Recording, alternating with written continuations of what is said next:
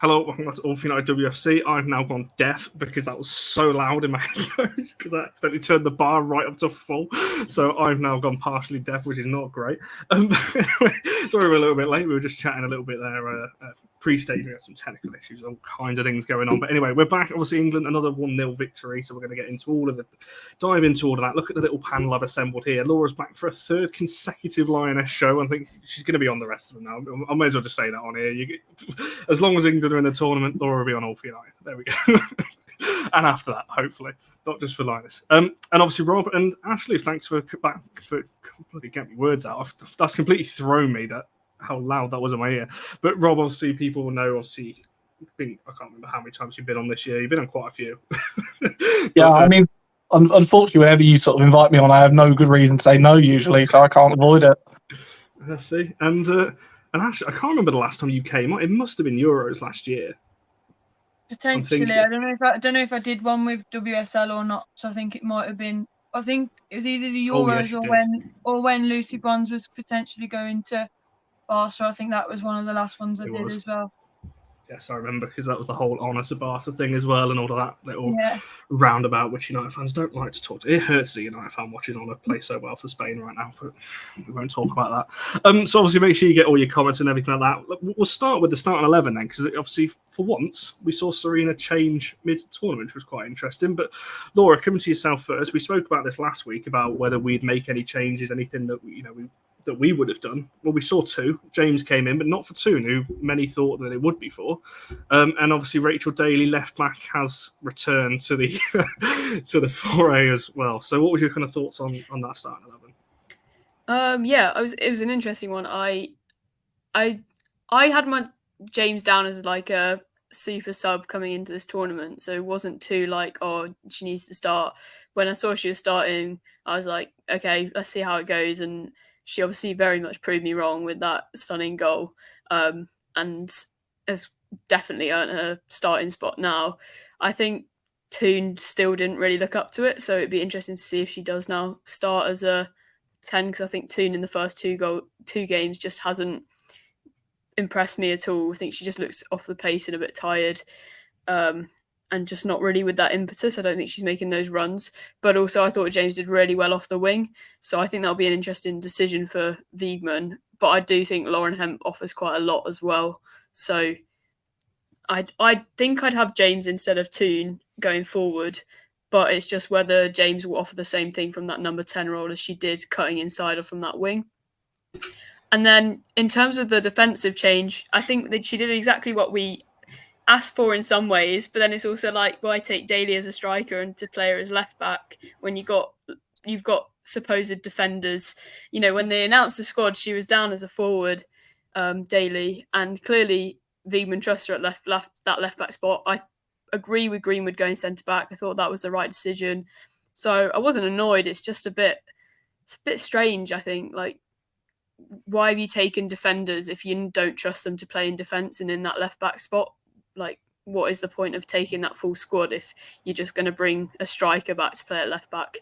So it's an interesting one, but I don't think it necessarily didn't work. I just think it's a very strange balance of the squad. Yeah, I mean, Rob, we were on the team of the season show that we did at the end of the season, obviously talking about this whole Daly left back thing. You're a very strong advocate that she's not a left back, and to be fair, anyone who watched the WSL last season, it's hard to disagree. But obviously, yeah, those two changes. Obviously, I'm sure you were happy as a Chelsea fan seeing James come in, but were you happy with those two changes? Surprised? What do you think on that 11? Honestly, it was fascinating because I had a lot of conversations. I was talking to sort of Mia Eriksson sort of before this, and she was sort of saying it was entertaining to hear Emma Hayes being so adamant that Lauren James should play in a big match when historically in the last season, you know, Emma hasn't been afraid to drop her. She dropped her for Lyon, she dropped her for Barcelona. Like, she hasn't been afraid to not play Lauren James in these games. But I think it was the right thing to bring in Lauren James. I think she adds a depth of quality and ability. I think that point on Daly is a really good point there. I feel that the fact there isn't really an outstanding out-and-out left-back in the English game besides Alex Greenwood. And the problem is when you have injured centre-backs, you rely on Alex Greenwood coming into the centre-back position. I think this wasn't the sort of game to play a Jess Carter, because Carter is a more defensive fullback anyway. If you're up against a team where, you know, they've got real quality on the wing, I'd have understood, maybe Harder had been playing on the right wing. I'd maybe understood putting Jess Carter out there to lock her down. But because Harder was playing through the middle, you don't really need that element of, that defensive fullback. See, it's weird because as much as I want to criticise Daly being out there and it being a waste of Daly at left back, so far we're yet to see it not work. And until it doesn't really work, there's not really, as much as we want to use it as a stick to beat him with and say she's a centre forward, I think Daly's just a very good footballer. And the thing you do get with Rachel Daly and everything, she gives 100% in everything. She's committed. She's worked hard. She has good quality on the ball. She can cross the ball as well as, be on the end of it. I do think having her at left back as well, it added that extra physical element to the defence that maybe is lacking with. Bronze is not short by any stretch of the means, but obviously without Leah Williamson in there, I know Greenwood isn't weak, but she's not quite, as imposing as Leah Williamson is maybe at centre half. And if playing Greenwood at left back, she's more of a sort of dynamic offensive option. I feel Daly's closer to that. For me, the really weird one, and again, I sort of said this pre-tournament, is I don't really think Serena knows what to do with Ella Toone at all. Because I think Toone was so effective in the Euros as the impact substitute, as that impact player. I think they earmarked Lauren James as being that impact player in the 10 role and taking that Toone role. But the problem is now you've got a situation, I think James is more effective starting because I think it allows her to get into games more, and I think you can use an impact sub, but I think it wastes her. And, I got a lot of pelters on this when it was before Chelsea, Manchester United earlier in the season. I came out and said I'm not really afraid of Ella Toone, and I'm not really afraid of Alessia Russo because I don't think either of them are playing to the standard and the level I want, and I got some pelters on it. And Ella Toone in that game just got completely shut down by Jessie Fleming in that match. And Toone, to me, she's still very young. I don't think this is me slanting her saying, she's not good enough. She clearly is good enough, but England are really missing Fran Kirby because Kirby is one of those few players that England have that even when the team is playing poorly, she can create a goal or score a goal at absolutely nothing. The same with Beth Mead. And I feel that, you've just ultimately not got that same quality there, Ella Toone at the moment. It'll come as she gets older. And I think maybe at times she needs to actually run less off the ball. She's running too much off the ball and trying to work too hard in that midfield. And so when the transitions, the turnovers are coming, she's starting 10, 15 yards behind where I'd want her to be as that 10. So she's got to travel 10 or 15 yards, and by that point she's getting tackled. No, certainly a fair point. So, obviously, Gabriella's talking about Tooney as well. I want to come back to Tooney in particular a little bit later on, actually, when we talk about her. But actually, for yourself, going back to the starting 11, were you, again, surprised, happy with that 11? Obviously, Daly coming in at left back and James coming in out wide. I was a bit surprised, more so because she doesn't really change much during tournaments, obviously, as we saw in the Euros. But I think I agree with what Rob said. I think the left back position's always been one of those that struggled, with Greenwood obviously having to come into the centre. And I agree with what Rob said about Jess Carter. Harder wasn't playing on the wing. Denmark didn't really have any big threats on the wing compared to if we were playing against someone like Spain or America or Brazil or someone of that calibre, where I think Carter shines over Daly in that role. But I know she's been took as a forward, but all through the Euros she played as a left back. She didn't, and Rob said as well, it hasn't gone wrong yet. She's always stepped up. She's done a job.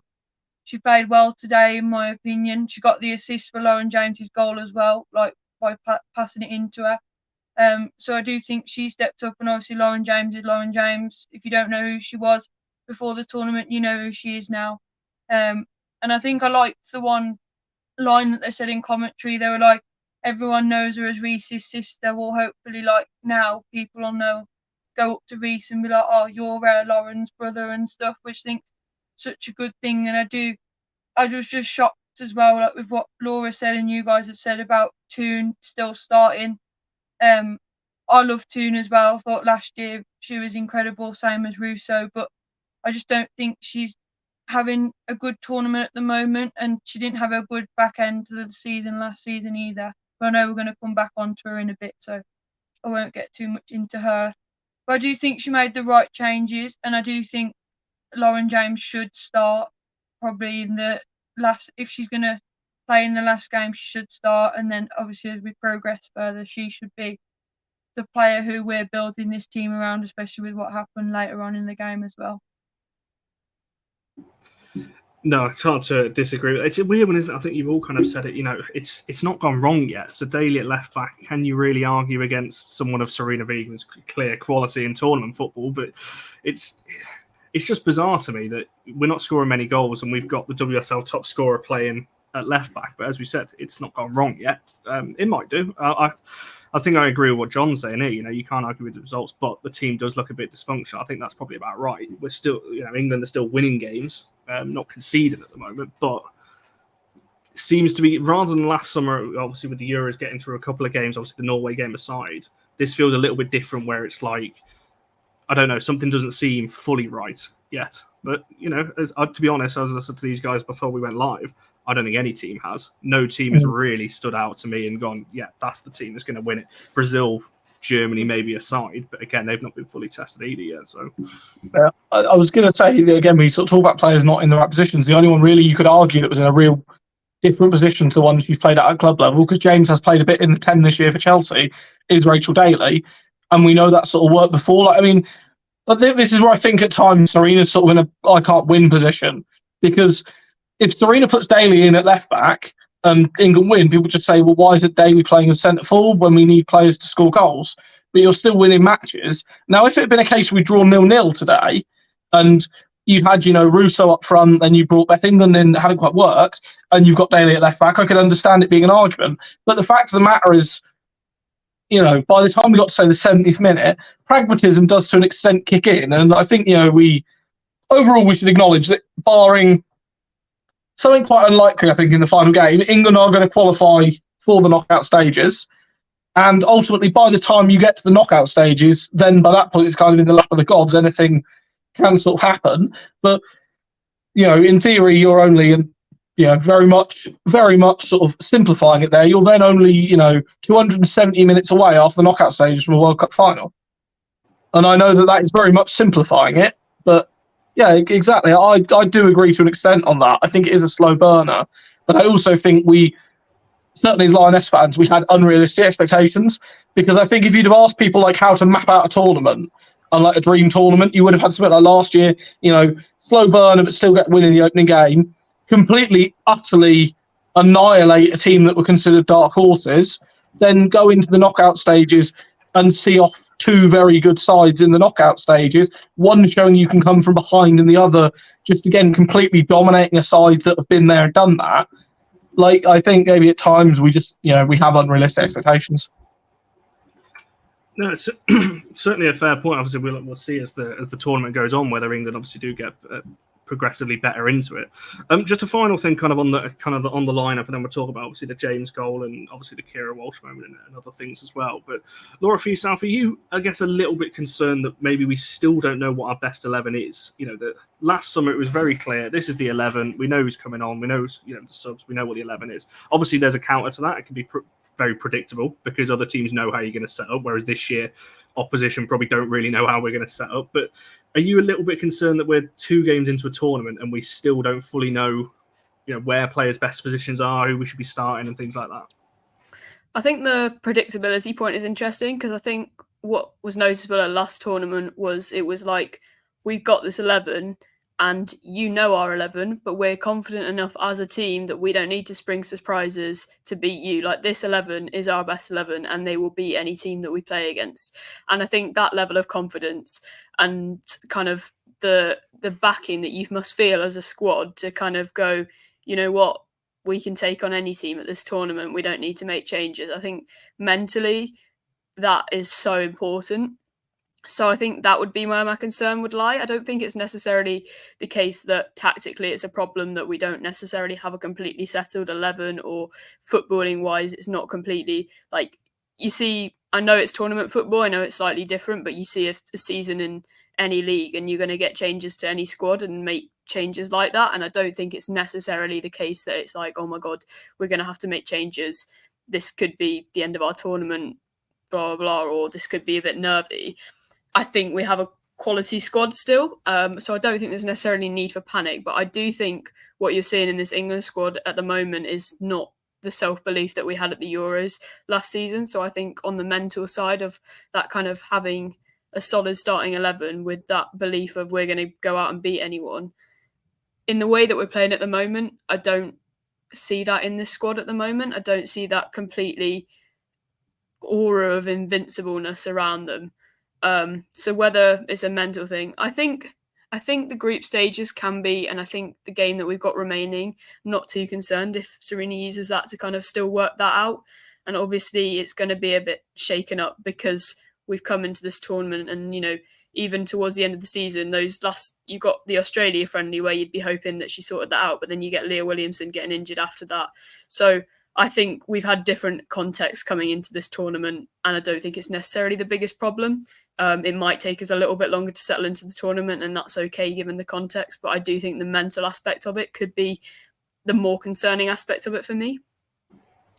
Certainly a good point. Ashley, I'll throw it over to yourself, and then Rob, I've got another question for you in the comments as well. But are you, I guess, a little bit concerned as well, or do you think that maybe there's a mental side to this? Because there definitely does seem to be a different fit. Obviously, there's always going to be with the injuries, and another one today as well. But so there's always going to be a slight change. But are you a little bit worried, or do you think this is probably the best time to get this kind of thing out of the way because of the group we've got? I think I'm more concerned because I think what Laura was saying about last year, we had that air around us and the fans and the camp. It was always like, you know, we've got this 11, but we're unpredictable. Like you're not going to know what we're going to do because we change it up every game. And I said after the Haiti game last week, I think the major thing that I've noticed at this tournament compared to the Euros and compared to World Cups gone past, we don't have a lot of experienced players in there anymore, really.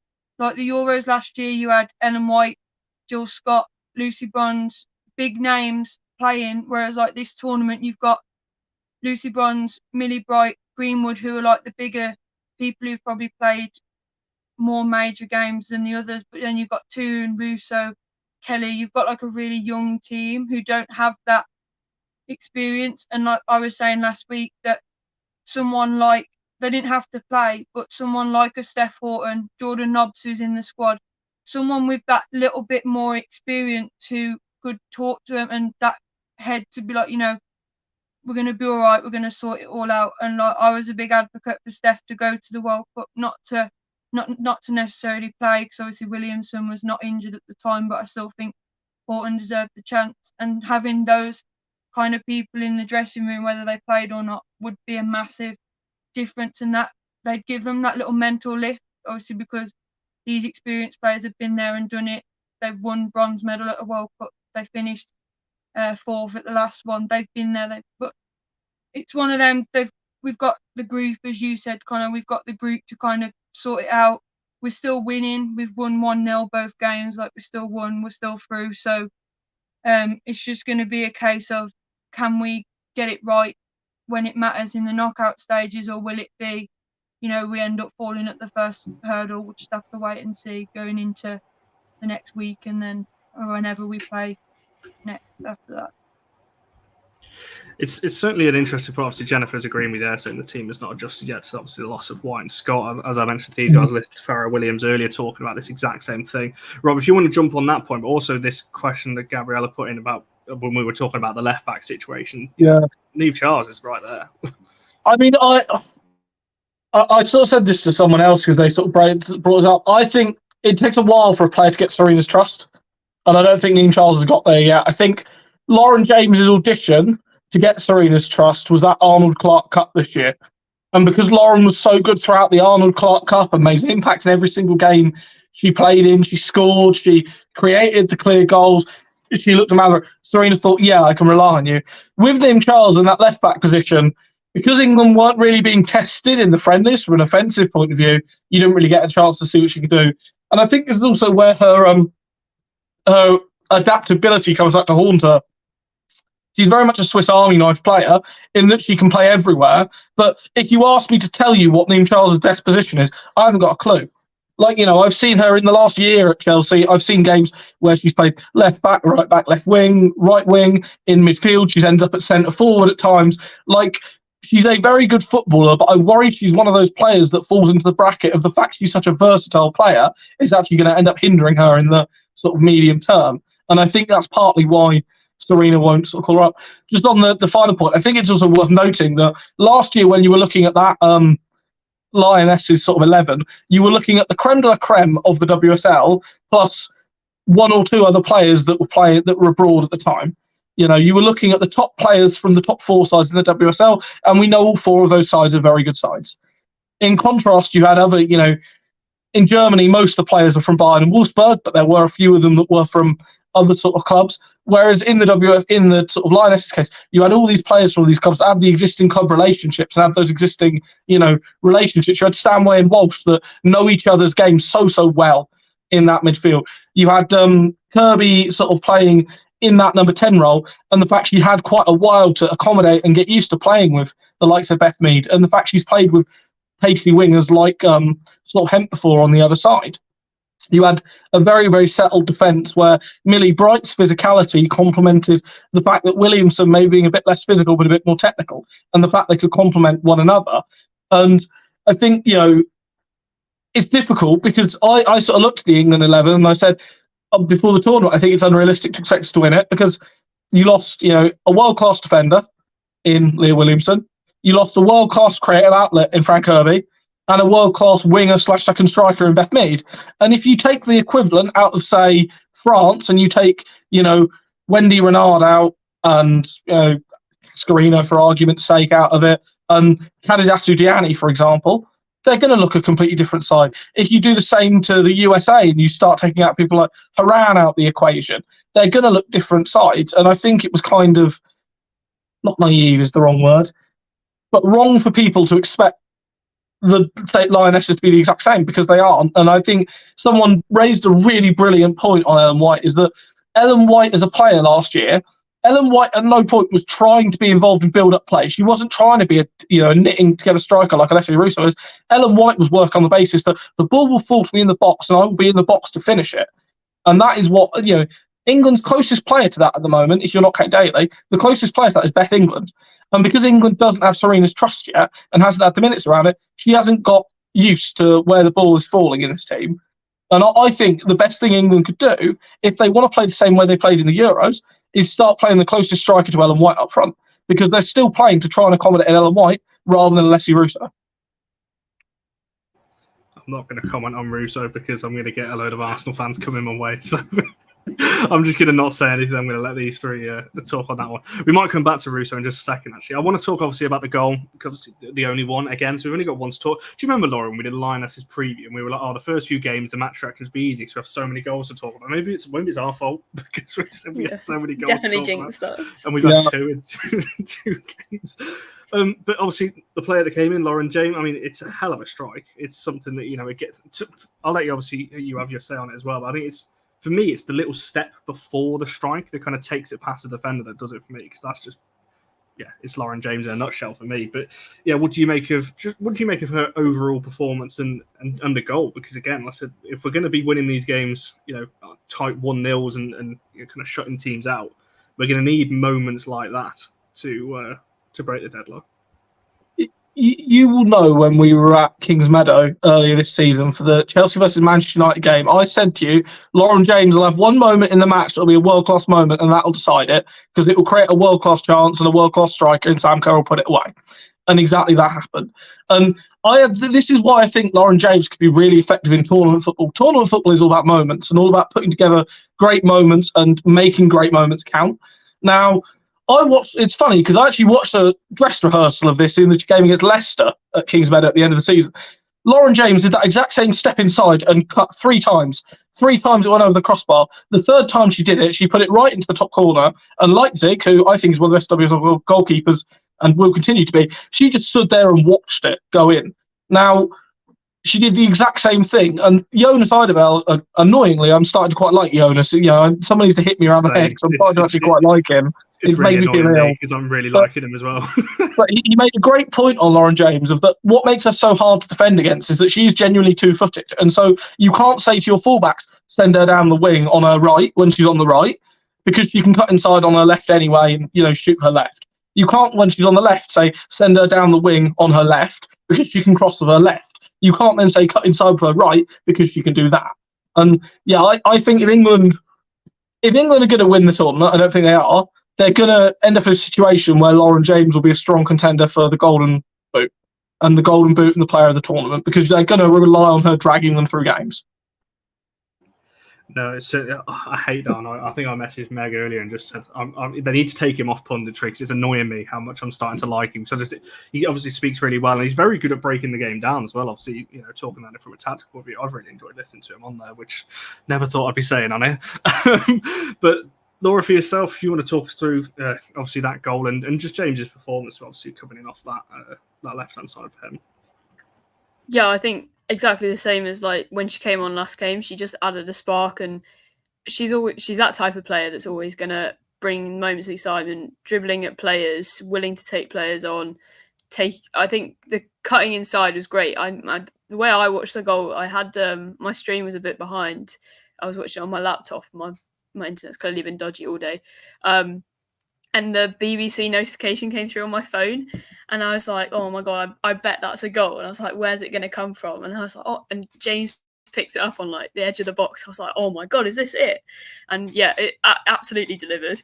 Curled it like bottom corner. It was just absolute moment of like, and it was at that point that I was like, "Oh, this is where the floodgates are going to." I say this every game. I'm like, "Okay, this is where the floodgates are going to open for England," and it wasn't to be, and we had like 84 minutes of no more goals. But I think Lauren James was one of those players that did feel like she could score more, and she's going to be exactly what Rob said, like just she's going to pop up in those moments and offer that spark and that goal threat that isn't necessary. I think we've not been getting into those goal scoring positions of like close in the box. The crosses haven't been falling right, either the delivery's not there, or Russo's not in the right position, or people just aren't attacking the ball. And I think exactly what Rob said, like you're going to need, if we continue to not get those deliveries right, and if we continue, I think what's been hard so far is we've faced low blocks. I think teams have mostly sat back against us because they've seen we're not scoring, and that's a really good way to defend against England at the moment, is to just sit back and pack the box and kind of not allow us that space. So if that's how teams approach us, then goals like Lauren James, where you can take the ball from the outside of the box, that moment where you're not closed down well enough, or you create that space like James did, is going to be absolutely like key to our tournament. I basically completely agree with Rob, but I think it is just key that we do have a player like that can offer those moments if that's how teams are going to set up against us. No, for sure. And actually, before you jump in on that one, so we actually only had 4 shots on target in the whole game, all 4 of them in the first 20 minutes, 3 of them from Lauren James. So that tells you how poor after that. As you said, that you were all expecting floodgates to open, but, and they kept talking about the Norway game on commentary. So, last year we did this against Norway and so on. And there's some similarities, but obviously, we didn't see that in the end. But Ashley, what do you make on James's performance and obviously her goal in particular? Well, I agree with what Laura and Rob said. I think the goal was just like outstanding. I remember like when it went in, I did get up off my settee in my pajamas, going mad that we're winning. And like you said, they were saying on the commentary, keep bringing up Norway, and I was like, yeah, this is going to be the way they were playing in the first 20-25 minutes. I thought, yeah, we're going to absolutely give these a battering. Obviously, it didn't happen. But I think Lauren James's performance from start to finish, she was brilliant in my opinion. She gave us that. She was kind of that out ball. Like if we had a little bit of a sticky situation, players kind of know they could pass it to her. She'd get you out of that situation, which we didn't really have. I didn't see the second half of Haiti because I was at work last week, but I heard how much of an impact she had when she came on last week as well. But I think one thing I noticed for Lauren James as well, and I think Ellen White picked up on it afterwards, was like she was making that third man run into the box. Like you had, if the winger was crossing it, Russo was in there, but she was getting round at the back post or near post, whichever, like she was getting there, which I think that was positive to see, because a lot of the times you only have Russo in the box, and it's, as Rob said, they're still trying to play like they've got Ellen White, and Russo is a completely different player to the likes of Ellen White, to Beth England, to Daly. So I think James's performance today just kind of summed up how much we do need someone like that in our team at the moment, especially without Beth Mead, without players and Kirby and key players like that. She could be that little turning point to kick us on in the tournament further as well. No, it certainly is. It's hard to disagree with all of what you said. I think I messaged you, Rob, earlier and said, like, there's a slight. Again, I don't like really comparing men's and women's football, but there's a slight De Bruyne comparison with Lauren James for me. With the fact that she is both footed, you can't really show her either way because, whether it's a left foot or right foot, she can without maybe the clinical passing that maybe like a player like De Bruyne's got. But she can get. I feel it's annoying again as an ex-United player looking at her going. I think she can reach those kind of heights. I think we were talking about it earlier. If she really pushed herself now, as a strong rest of the tournament and into next season with Chelsea, there's no reason she can't get to those kinds of levels because the ability's clearly there. Yeah, I mean that's the thing. Like this is the thing with me with Lauren James. Why I'm willing to be so patient, but also at times it's so frustrating. That quality is absolutely there, and at some games it just doesn't show.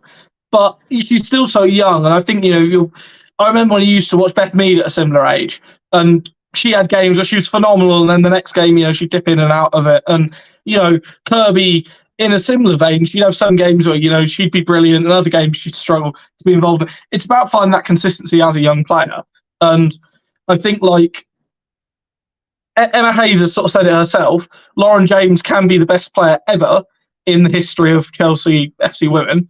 And could be one of the greatest players ever in English history. It's a case of now that I don't necessarily it's a case of applying herself because I think the application's improved significantly now. And I think there's a number of factors sort of for that, but it's more of a case of finding that consistency, and that's the hardest. That's the thing that takes you from being a good club player or a good player to being a world class player is that consistency. That's why when you watch Norway, for example, you've got Graham Hansen and sort of Guro Reiten are considered world-class players, but people like Horvey are considered good players because the former can turn up and show the world-class elements on a regular basis. The latter sort of can do it as flashes. No, for sure. It's 100% on that one. I for some reason, I really thought Lauren James was older, and when you said about her age, and I thought, let me just double check. I was convinced. The reason you think she's older is because she was playing with Russo. Like people think Russo is younger, is what I've said to people. People think Russo is younger than she is because she was playing with Lauren James with you in the Championship. But people then don't realise quite how young Lauren James was when she was playing in the Championship. I was going to say, it feels like we've been watching it forever. I think it's just, I said this on a show a few weeks ago, this is completely off topic, but with Carrie Jones at United, we feel like, she's only 19. I feel like we've been watching her for however long. So, yeah, it just made me feel a little bit old there.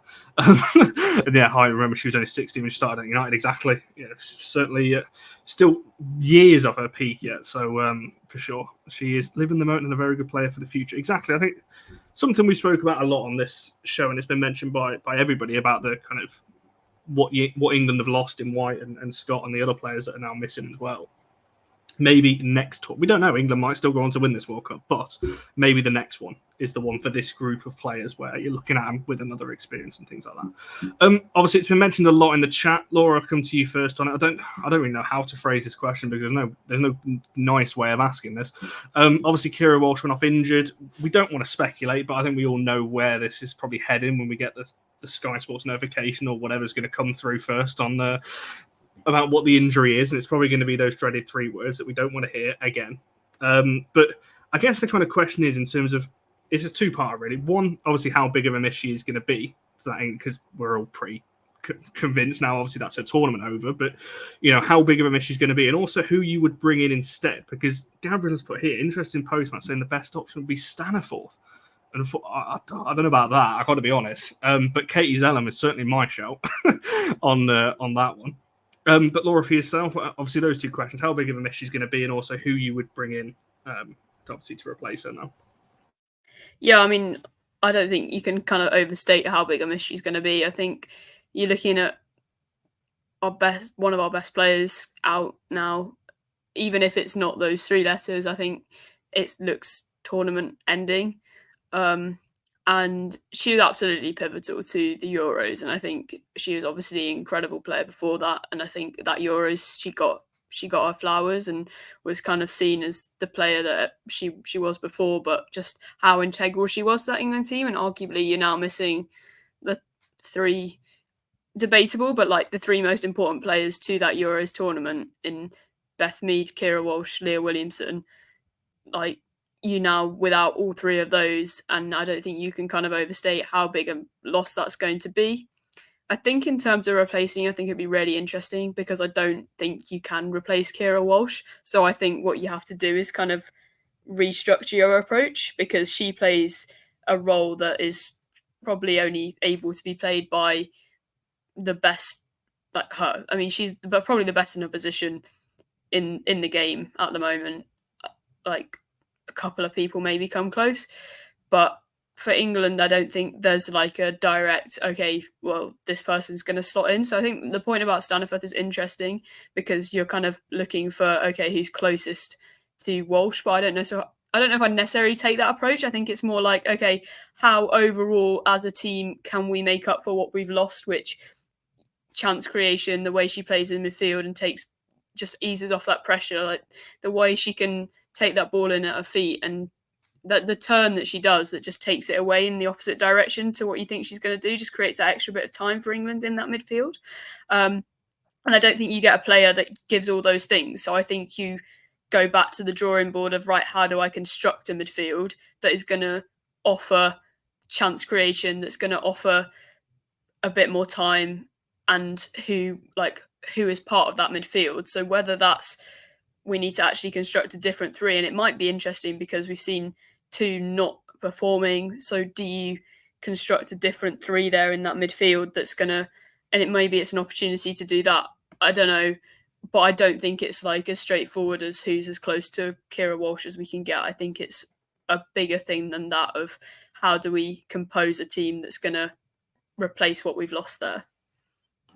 Yeah, because you mentioned so many good points. I think obviously for me, I really want. There's two things for me. As a United fan, obviously, I'd love to see Zellum go in because I think for her, after the best season she's had for me in a United shirt, for her then to go on and play in a World Cup for the first time and so on, I think that would be incredible. I'm a little bit worried though if England then regret, which is going to happen, as we're losing probably one of the best technical ability players that England have got, obviously with Kirby and so on, that are already missing. I feel like Zellum will become a bit of a scapegoat if things start to go wrong. And I'm obviously a little bit protective, obviously, of the United players. So there's part of me thinking I don't want it to be her because I don't want her to get blamed because she's not Keira Walsh. You know, we can all, most United fans, saying United fans will sit here and admit that as much as we love Zellum, whoever comes in, it's going to be a drop because it just is. Keira Walsh is the best player in that position, as you rightly said. So whoever it is going to be a drop off of some kind. Rob, for yourself, obviously we've spoken about Keira Walsh for numerous times on this channel, which is weird, obviously being on a United channel.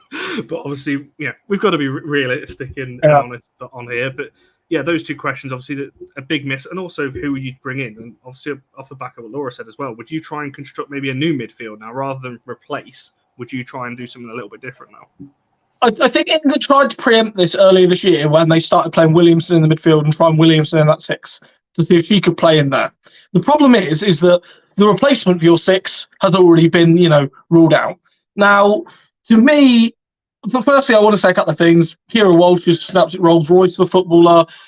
It's one of the few players in the WSL I would quite happily see back at a rival just to enjoy her in the WSL again. She is phenomenal what she does. I think, going to Barcelona, it was a brave move to go to the best midfield in the world, and she has absolutely thrived there. It's been, very, very impressive to watch. And, again, it's sort of one of those things where if you ask me as a Chelsea fan, the one player I would quite like to bring back to the WSL, Walsh will always be at the very top of the list. Secondly, I thought the line of questioning, the post-match press conference, was appalling. Not in the press conference, in the interview. When they asked Serena firstly about what's happening and she clearly couldn't answer, then they asked it again and expected a different answer. And then they asked if the players were going to be affected by it, which they clearly were. I thought Serena dealt with it with the contempt it deserved. It was a particularly stupid line of questioning. In terms of replacing her, it's impossible.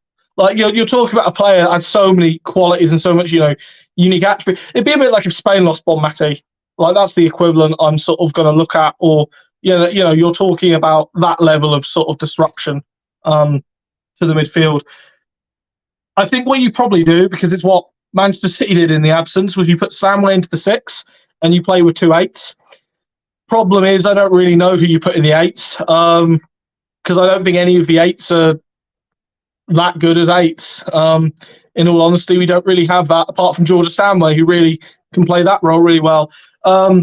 maybe Laura Coombs. Again, I think Coombs' best attributes are in and around the box, so maybe you pick her as the more offensive 8 and you pick someone else to maybe sit back a little bit more. Maybe you sort of, you put Zellum in that sort of free role where you play Nobbs in that role because she can play sort of box to box. But then it comes down to that sort of disruption that you have to the team of that you've got to try and re-establish the relationships. And this is the biggest thing I think they're going to miss with Walsh. Walsh's brain, she works 2 or 3 steps ahead of everyone else. And like from a defensive positioning, she was seeing, and she shuts out attacks before they've even begun because she's reading the line of passing because she has such a great passing brain herself. And she's like, well, if it was me, I'd be passing it here. So I'm going to go and close down that angle, or, I'm going to close down that space to ensure that pass isn't on. And then from an offensive point of view, it's you're thinking, well, I know Lauren Hemp, for example, is going to be running in behind in the channel, so I'm going to be playing my pass in behind the defender and curving it in and around because Hemp is going to be predicting that run. We don't have other players in the squad on that level. And to me, this was the real hammer blow. And I think it's fair to say she's the world's most expensive midfielder for a reason. I don't think it's right to talk about replacing her because I don't think you can replace her. You've just got to make do. No, for sure. I've just put it in our little private chat. Letitia could have played there. Just saying. I know she's never played there really before, but I feel like she could have done a job there. Similar kind of attributes to what Leah Williams offers. To be honest, it's not the worst. In terms of passing ability, it's not the worst shout, and I do think she reads the game really well. I do think this is the big issue that England are going to have, going forwards, is the fact that when we've been selecting the squads, we've almost been taking advantage of the fact that Walsh is a bit of a fitness freak. She's very rarely, save for that freak year in City, she's very rarely injured. She normally plays 90 minutes. She, runs like a Duracell bunny. You don't sort of lose that. And then when you have to suddenly accommodate and sort of work around that, I think this is the one position Serena didn't plan for losing a player.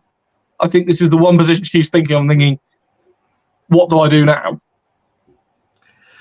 No, for sure. I mean, Ashley, what do you reckon on this one? Because obviously, as we said, I think Robert, Laura, and myself were all pretty much said the same thing. You can't really replace because there's nobody on her kind of level ability-wise. But what would you be looking to do, and how big of a miss do you think she's going to be to that midfield? Well, I agree with what Laura and Rob said. She's going to be a massive miss. With what Rob was saying about, she just knows exactly who she's going to pass to. She knows who's going to make what run. And she just dictates in there. And I thought Laura Coombs did all right when she came on, don't get me wrong today, but she's not suited to that 6 role. And I think you saw it when Keira Walsh went off and she came on. There was such a big gap from defence to midfield. There was no one sitting to cut that ball out. And then obviously Lucy Bronze, Rachel Daly were both kind of still going forward at that point. So it was without Keira Walsh sat there, that gap was huge. And that's where we looked vulnerable to counter attacks, and against teams like America, the ones who've got pace, Spain, Brazil, France even, who've got that pace, they will hurt you compared to Denmark. So I think it'll be hard to replace that. I think what I'd probably do if I was a manager, I'd try it against China and see, or maybe wait a little bit, but maybe try it with the 2 6s. I'd probably drop Toon. Without being horrible to her, I'd probably drop Toon and I'd probably put Stanway and maybe Katie Zellum or Jordan Nobbs. One of them 2 would be my, obviously you can't replace her, but they'd probably be the ideal 2 for me. One of them to come in and sit alongside Stanway, and then I'd probably still have Lauren James in that 10 role going forward, and at least then you've got that little bit of stability in front of the defenders. And if Stanway does go forward, Zellum or Nobbs will sit there. They've done it before. But yeah, she'll be a massive miss, and it will be interesting to see how Serena Wiegman deals with it next week and then going forward as well. You mentioned the USA. Aren't we on USA's side of the draw? Isn't it? Is that the quarterfinal? Oh no, who am I thinking? Is that the quarter? No, it's Germany, isn't it? That we'd get in the quarters if we went through. Obviously, it's the Canada group next. You're on mute, Rob, by the way, so I'm sure what you're saying is very nice, but can't hear you. Leah Schuller and Clara Bull's pace is what I was just thinking of, and their ability to sort of break through lines, and also the fact that I think the other thing with losing Walsh, and I sort of said this, she's not only been at the Euros, she was also at the last sort of World Cup campaign. Even though she's still so young, she's one of those experienced tournament heads in a squad that doesn't have as much like tournament experience as you might think. There are older players, but cruel circumstances have meant Jordan Nobbs hasn't played anywhere near as much tournament football as she would have wanted to in her career. Zellum hasn't played, World Cup football and hasn't played much tournament football. Sort of Toon and Toon's had sort of one tournament, but has been used as sort of an impact sub. Like Walsh, they sort of said to her like she's one of the most vocal players in the dressing room. I mean, to be honest, I was kind of surprised when they were picking new captains that Walsh wasn't higher up the list for for new captains, because I think she not only is vocal, she leads by example on the pitch. Like Keira Walsh, the worst you're ever going to get for a 7 out of 10 performance, and I think that's something that's like so valuable. No, for sure. I mean, Highland saying you obviously talk about Barry's tweets earlier, I'm sure, which he wasn't very happy. Obviously, the Katie's didn't come on. That is nothing compared to some of the group chats I'm in with him, which he went on quite a few rants about why Zellum didn't get subbed on. So I'll leave that one there. And obviously, you mentioned about what Graham said, obviously, on last week's show, I think it was, or it might have been one a while ago. I'm not going to say that guy's name because, no.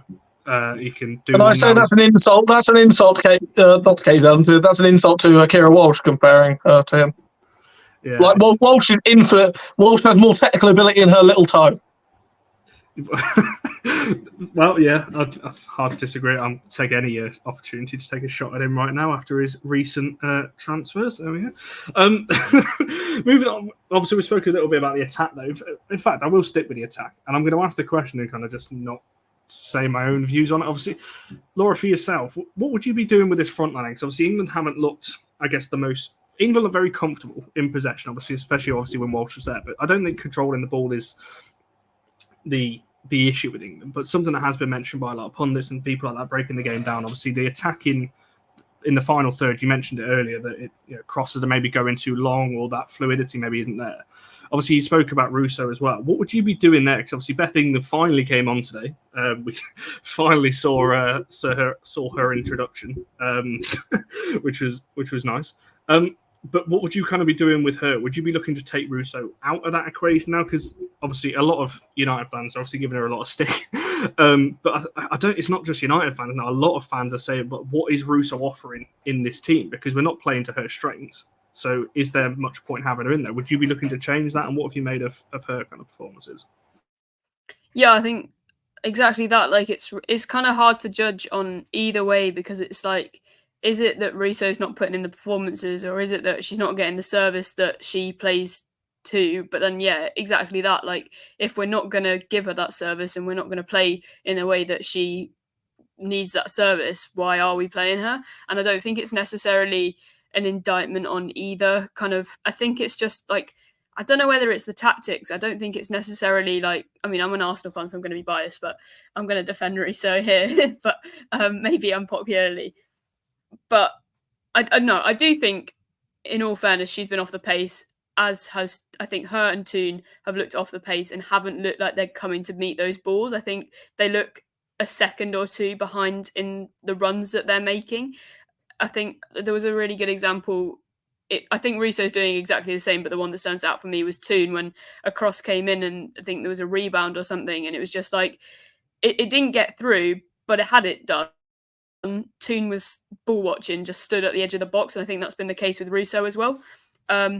So at this point, yeah, it's like, do you make that change? But I'd also say that I don't think that front three are clicking entirely. I think I said this in the last one, but I just think our sub options that we had at the Euros that were so important to our performance just aren't there.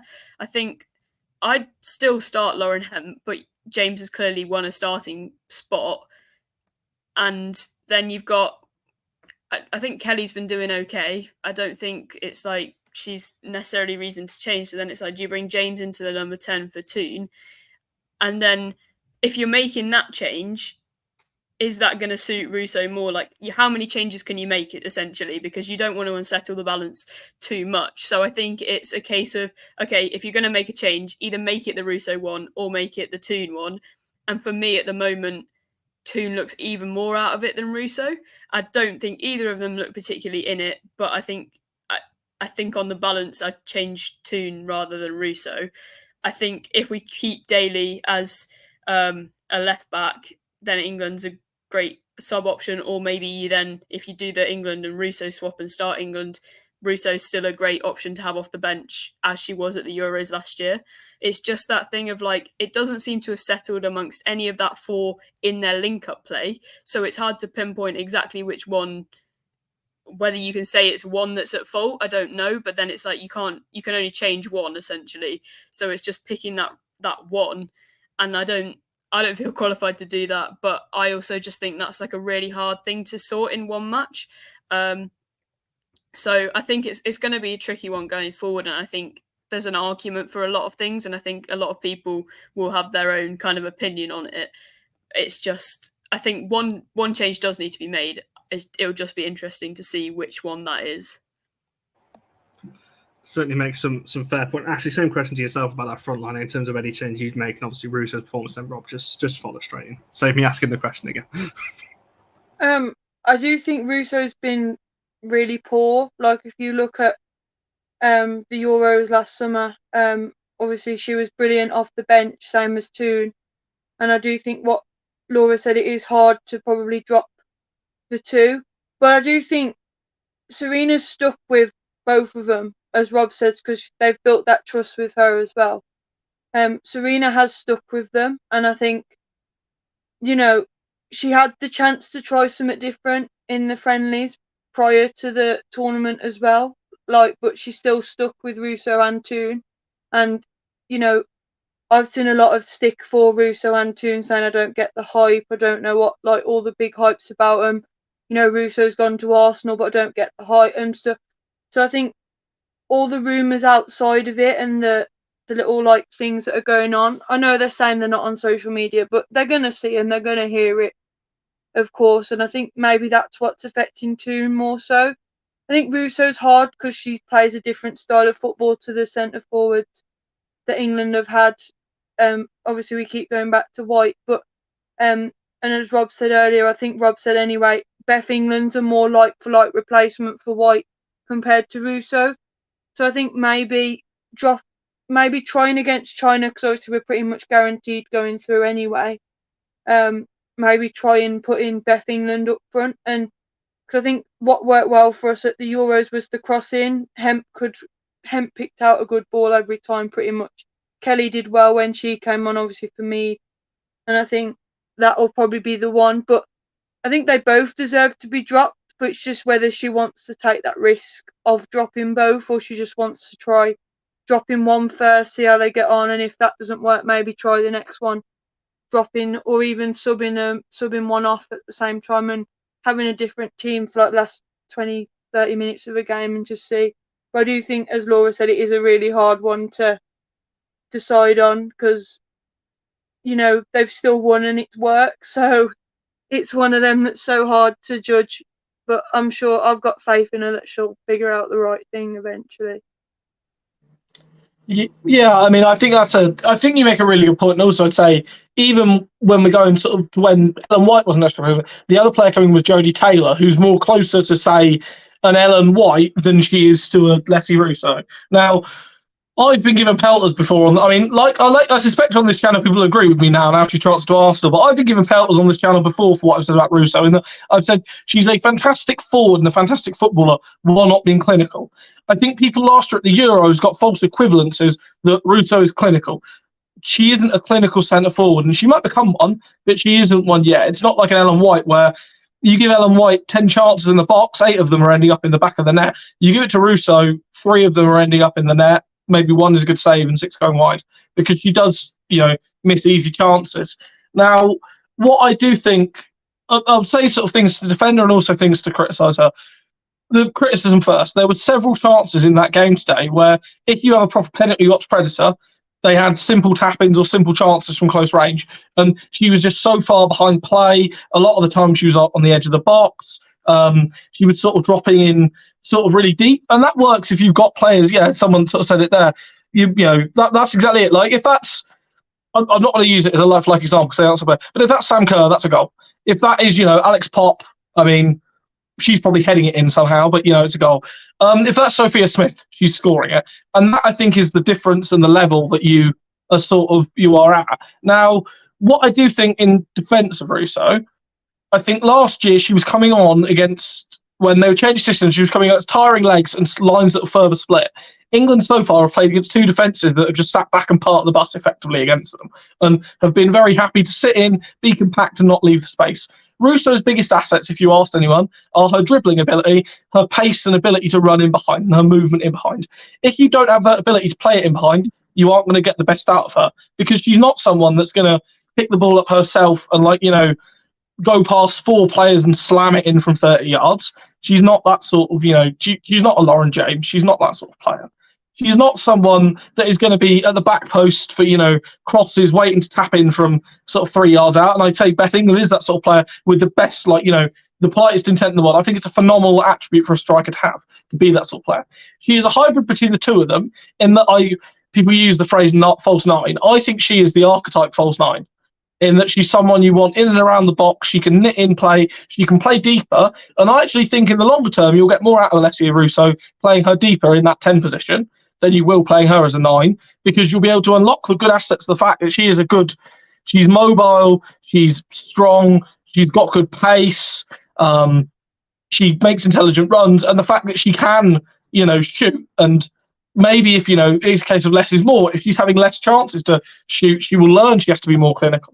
And that's the thing I think will have to at Arsenal, because she'll be up against more, you know, she's up against a very strong pecking order now at Arsenal.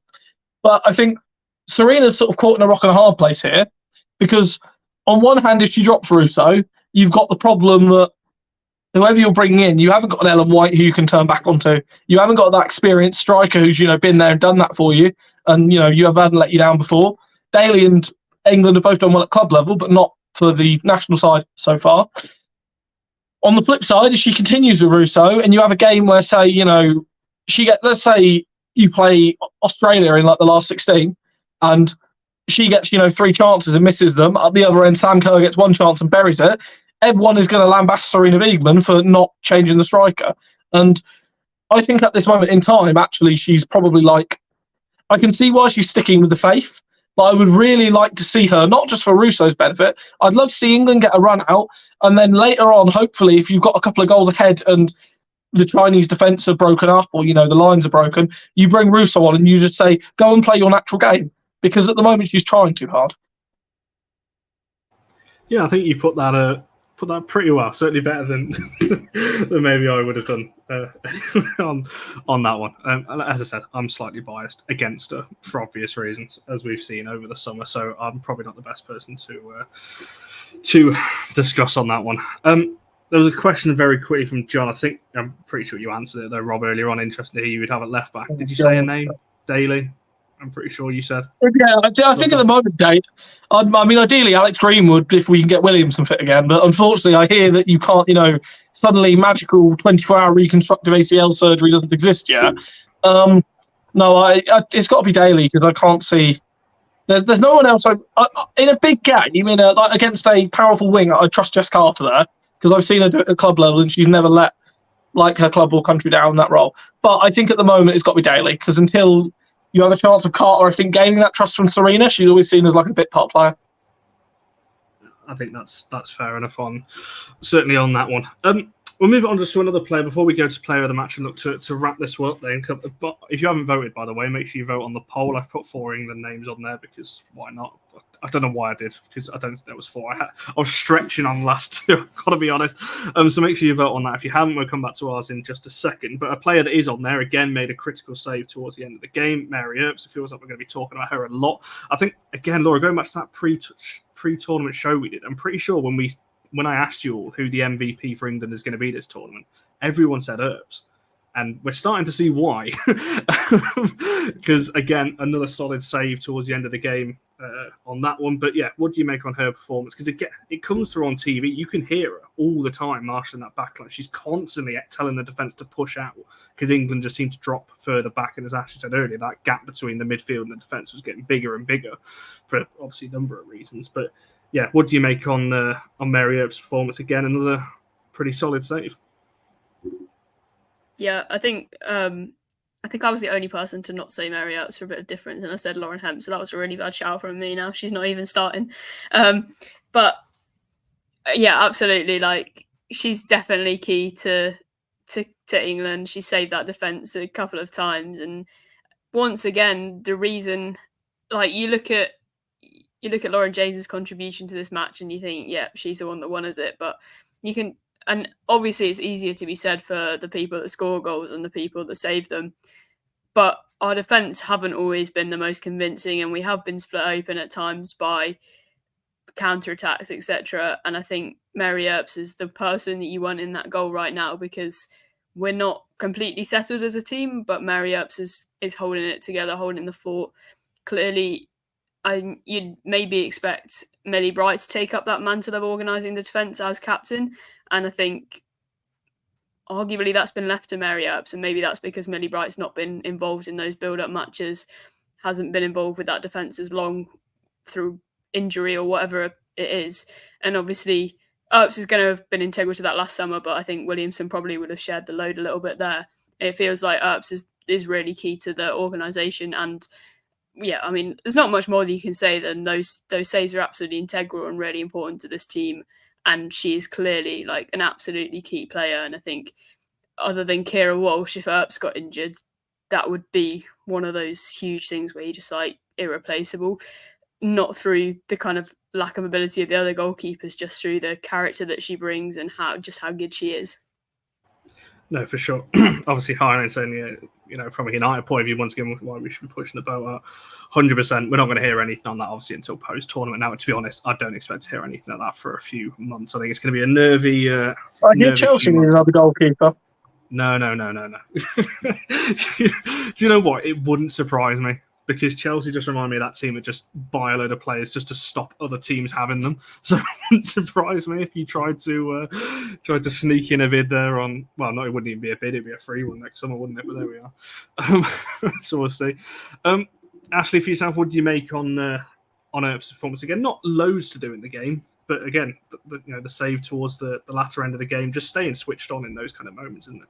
Well, she showed why she's the best keeper in the world, and she's proving a certain kit company are completely wrong at the moment, that they should be producing kits with her name, and not only her name, but any of the goalkeepers' names on. I think one thing that I noted from the whole tournament, the standard of goalkeeping in terms of like saves and stuff from England, like Mary Earps, and then you've had like the Nigerian keeper and stuff, like they've been making some incredible saves. And I know like Nigeria obviously won yesterday, and other countries have, even though they've been battered, like Spain battered Costa Rica, the Costa Rica keepers made about 19 saves in the tournament already. And it's like some of those scorelines could have been a lot worse. But going back to Mary Earps, like I think Laura said it, like the organisation and that vocal person that she is an integral part to the England side, with Millie Bright obviously missing those games early on because she was coming back from her injury still. Mary Earps was kind of that leader, and it proves why she's one of, or the vice captain, because they need someone like that. And I'm always an advocate for keepers or defenders being captains, because they can literally see everything, and Earps obviously sees everything. And today, Connor, you said she didn't have a lot to do. Denmark didn't have that many clear-cut chances that she had to save, but that one that she clawed, that was literally going over her head and going in towards the latter stages, that she just clawed out. She did one like that at the Euros, and she's done it again. Like, that saved our country from drawing a game that we should have been dominating and winning easily.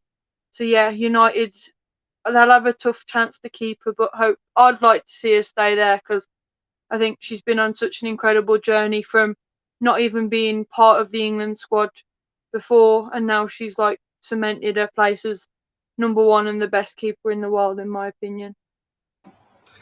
No, for sure. No, 100%. Obviously, it's good to see. From a United point of view, we've not got that much representation at this year's World Cup, and obviously with Canada, Norway look like they're going out, so that's Vilda getting kicked to the curb. Zellum doesn't seem to get a look into, and he's not performing. So we're kind of looking at Earps as United fans, going, you're kind of holding our United kind of player hopes in this tournament. But Rob, anything to add on on Mary Earps and kind of that save again towards the end? Again, going back to the point I made. Firstly, John replied in the chat and said about Nim Charles at left back. Like we did discuss this earlier, so if you watch the replay, you can have my thoughts on that. About 30 minutes in, I talked about it earlier. Like world class players deliver world class moments, and that's what separates them from being very good players to being world class players. Is the world class players deliver time and time again. Mary Earps, I think, has proven that certainly, at least for England, she can produce that time and time again. The best goalkeepers in the world aren't necessarily the ones that make 30 saves a match or, make sort of 10 saves in a game. They're the ones that make that one save that you look at it and you think that should have been a goal. And from the opposition point of view, you think that should have been a goal. But from your defensive point of view, you think that's why you've got a top keeper. And, yeah, I mean, it's great to see her being as vocal as she is. I think, she's demonstrated that she is an elite player. And, yeah, I mean, again, our agents will be very happy because it's going to make contract negotiations even easier. It's going to be a nervy old time. A lot of people, a lot of United fans with connections all kinds of on the phone, messaging people, trying to find out what's going on and trying to get the insider info on that one. But as I said, I don't think we're going to be hearing much on that for a little while yet. There's some other contracts to get sorted first as well, which, yeah, we shall see. Well, for a start, Jennifer, no need to apologise, but don't use Windows 11. Shocking system. Do not go back to Windows 7 or something like that. It's much better. I think Jennifer might have missed my, me going off on Alessia Russo, which was quite an exciting. I feel like that's definitely worth listening to, in my own humble opinion. Yeah, it's not often we'll agree with Rob on here, so this is why we like having you on Rob on these kind of. Yes, three people agreeing with me tonight. This is I'll be opening the bottle of champagne to celebrate this. 3 people who think my footballing opinions are complete nonsense. This is exciting. I know, like I said, it's not often. Obviously, you're usually coming on here as a Chelsea fan, so it's quite nice actually having you on as more of a neutral, and you can big up our players more than you usually would. Especially when we're debating team of the seasons and all those kinds of things. Yes, we're going really off topic now, but I mean, it wasn't very secure. I'm pretty aren't the NHS still using Windows XP, and there's a massive security breach or something like that. Anyway, we're going into IT and all kinds of things there. Anyway, player of the match. I will end the poll now. In fact, no, I'll end it in a couple of minutes. I'll go around the panel first and see who everyone would vote for their player of the match. And Laura, starting off with yourself, who was your player of the match and why? I hate the cliche of give it to the goal scorer. I hate how often that happens, but I'm going to have to say Lauren James today. I think she was one of the brightest players on the pitch, just in terms of like the energy that she brought to the attack, and that goal was like absolutely the reason that we won today, which seems like staying the obvious, but it was her own moment of magic. It wasn't like she just popped up in the back and popped up in the box and like finished one off. So I think, yeah, I don't think I can look past Lauren James today. Ashley, for yourself? Well, obviously Lauren James was the best for us, but I'm going to throw someone different because everyone's going to say England players. So I'm going to say a name wrong. Me and Laura tried it earlier, but I don't know how you say it. But Verha at the back for Denmark. I thought the way she dealt with Chloe Kelly and James at times, and Hemp when she came on, I thought she cut out a lot of our crosses, and I thought going forward she was quite good as well. She got past Lucy Bronze quite a few times, which not many people tend to do. So I'm going to give it to her as a little bit of a different shout instead of going for an obvious England player. See, we've never had that on one of these shows throughout the whole Euros last year, and obviously the 2 World Cup ones so far. We've not had an opposition player chosen, so fair play. Actually, you can have that award of the first opposition player of the match award. Well, it's really interesting because, again, I was talking to someone on WhatsApp about this, and I said that if that cross had, rather than hit, or that header had gone in rather than hit the post, I think that she'd have got the player of the match because I thought she was the outstanding player for Denmark, and considering that I expected so much more from some of the Danes, including, Pernilla Harder, who I know has the ability to do it, but in a way I felt sorry for Harder. In a similar way I felt sorry for Russo because she just looked completely like she looked wasted in the 9 role, and when she tried to come deeper they just couldn't find her and get attacked, and by the time they actually brought her deeper and started getting her involved in play, it was too late.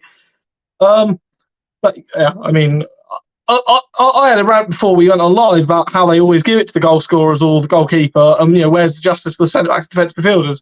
But I'm going to do exactly that and give it to the goal scorer because I think Lauren James was the outstanding player on the pitch. I do think that, like in general, though, I would like to see them be a bit more braver at the World Cup. Like there have been some of the games like that 0-0 between Norway and Switzerland where the best players on the pitch were Leah Walsh and Kumba So, who were the only ones who looked remotely interested in creating a decent spectacle.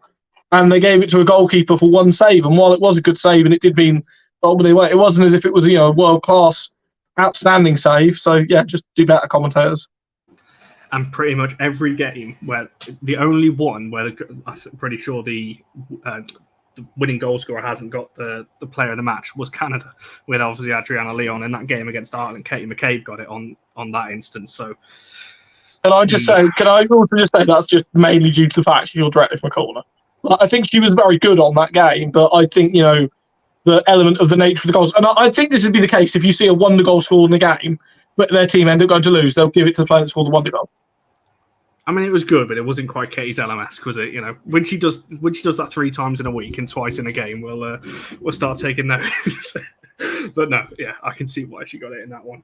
Funnily enough, Rob, people actually agree with yourself and obviously Laura on the polls. 55% went for James, slightly behind with 33. And I've just put Daly and Kelly on the poll because I needed 2 of the names to put on there with 7 and 3. So, and to be fair, I probably would have gone for James as well because the Denmark player's a good shout. But I feel like James just, again, added that something a little bit different that England are clearly lacking at the moment, with certain players not quite on it, with the absence, obviously, of the injured players that we've spoken about as well. So, yeah, I think James is a fair shout on that one. Right, we shall wrap it up there. Before we do, obviously, we'll get you to shout because I know you're all doing kind of World Cup-y stuff at the moment. So I'll go in reverse order. So, Ashley, I'll come to yourself first. I know you're doing some writing bits and things like that. So where can people follow you or find all your articles and things like that? Well, you can follow me on my Twitter, which is in my name on this video. It's @followsashley. I'm just doing some daily roundups of the games that have been on. Obviously some are early in the morning, so if you have missed any, I'm just doing daily roundups. It's for a website called Crowdplod. I'll try and get Connor to put a link somewhere. But it's in my Twitter bio as well. That I'm a writer for them, so you can find all my work on there. So yeah. And Rob, for yourself, obviously, I'm sure people are following you by now, but yeah, I mean, most United fans will be blocked by now. So if you want to block me, it's at RJP Journalism. No, I am doing some stuff at the moment for at FBall at this moment in time for the tournament, but unfortunately, there's a little thing called the transfer window that's also happening. I'm not sure people have heard of it or might be aware of it, but I'm also doing a little bit of work around that. So do give me a follow if you want to find out about that. United fans don't know what transfer window means. We don't do anything in this period. Yeah, transfer window, also known as which world-class player are you selling this week? Yeah, and that's a whole other video about United right now. We will get some United shows in when actually stuff starts to happen. There's plenty of stuff that's not officially happened, but that we can't do a show on yet because it's not official yet, which is really annoying. But Laura, for yourself, where can people find? Obviously, I know you're doing some alternative commentary things and all those kind of things. Where can people find all of that? Yeah, I tweet most of it, so across various sites. So if you follow @Laura_HWD on Twitter, I should be tweeting most of it there. There's alternative commentaries, articles for various outlets. So yeah, find it all there and see what you like or don't. I will put them in the description, as Ashley said, so it's easier for people to find and to follow and things like that. As from an All United point of view, obviously, I think we're going to be back on Monday with kind of another one of our weekly wrap-ups with 3 people I've never done a live before, 1 person who's never been on the channel before, so a little bit nervous to come and join the chat to make sure that I host it correctly, because certainly going to be a good show and the perfect people to wrap it up. So check out the Twitter that'll be tweeted on Monday. And yeah, like I said, we'll have some United shows when stuff starts to happen. Emma Watson's still not official. Don't know why, but that show is still sat uploaded on our YouTube channel. It's been there for 3 weeks now. So when that is finally official, which it should be in the next couple of days, you'll get to see that one as well. So finally some United things. Can I just say, what's the Twitter you speak of? I'm in X these days. Yeah, I'm not calling it X. It's always going to be Twitter to me. Jennifer, we are on Instagram and TikTok as well. We're not very active on either of those, though. So feel free, you can follow us on either of those, but we're not incredibly active on there. Instagram's probably the other one to find us on if you can't get onto Twitter. It's at allforunitedvids on everything. Obviously, appreciate John and everyone else in the comments thank you for joining us. As make sure you tune in on Monday, like and subscribe and all of that jazz. And we shall see you guys in the next one.